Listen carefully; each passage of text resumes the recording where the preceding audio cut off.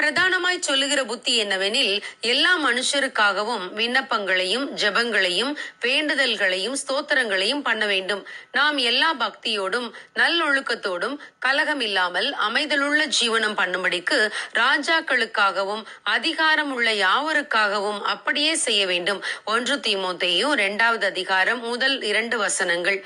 Queen விக்டோரியாவின் முடிசூட்டு விழாவில் queen Victoria தனக்கு சூட்டப்பட்ட ராஜ கிரீடத்தை கழற்றி கீழே வைத்துவிட்டு அழ ஆரம்பித்து விட்டார்கள். பின்பு குயின் விக்டோரியா, இப்படிப்பட்ட கிரீடத்தை சூட்டிக்கொள்ள எனக்கு தகுதி இல்லை என்றும் என் ஆண்டவர் இயேசு கிறிஸ்து மட்டுமே தகுதியுடையவர் என்றும் கூறினார்கள். குயின் விக்டோரியாவின் ஆட்சி காலத்தில் இங்கிலாந்து தேசம் மிக அதிகமாக ஆசீர்வதிக்கப்பட்டது. இங்கிலாந்து தேசம் அந்த காலகட்டத்தில் ஆவிக்குரிய மறுமலர்ச்சியையும் எழுப்புதலையும் பெற்றது.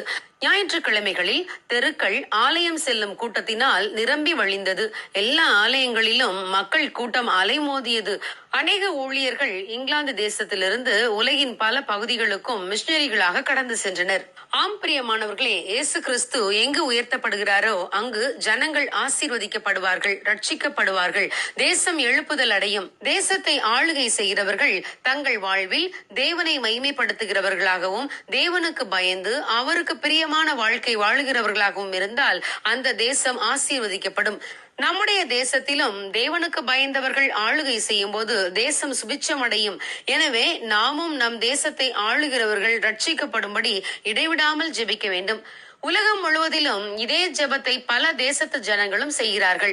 மலாவி என்ற ஆப்பிரிக்க தேசத்தில் அசம்பிளிஸ் ஆஃப் காட் சபை போதகர் லாசரஸ் சக்வேரா ஜனாதிபதியாக தேர்வு செய்யப்பட்டுள்ளார். இது வரலாறு காணாத மிகப்பெரிய வெற்றியாக கருதப்படுகிறது. ஆம் பிரியமானவர்களே, இதே போல உலகம் முழுவதிலும் எல்லா தேசங்களிலும் தேவன் மாற்றத்தை கட்டளையிட வேண்டும். தேவனுக்கு பயந்தவர்கள் தேசத்தை ஆளும்போது தேசம் செழிக்கும். வேதாகம காலத்திலும் யூதா தேசத்தில் தேவனுக்கு பயந்த ராஜாக்கள் தேசத்தை ஆண்டபோது தேசம் அமெரிக்கையாகவும் ஆசீர்வாதமாகவும் இருந்தது. ஜனங்கள் கர்த்தரை ஆராதித்தார்கள். விக்கிரக தோப்புகள் அழிக்கப்பட்டன. தேசம் செழித்தது. தானியேலும் யோசேப்பும் தேசத்தில் அதிகாரிகளாக இருந்தபோது நல்ல ஆலோசனைகளை சொன்னதால் அவர்கள் இருந்த தேசத்தில் செழிப்பு காணப்பட்டது. ராஜாவுக்கு நஷ்டம் வராமல் இருந்தது. ஆம் பிரியமானவர்களே, நாமும் நம் தேசத்துக்காக ஜெபிக்க வேண்டும். ஆளுகை செய்கிறவர்கள் அதிகாரிகளுக்காக நாம் ஜெபிக்கும் போது அவர்கள் ரட்சிக்கப்படுவார்கள். நாம் தேசம் ஆசீர்வதிக்கப்படும். தேவனுடைய நாமம் மகிமைப்படும். God bless you. Have a good day.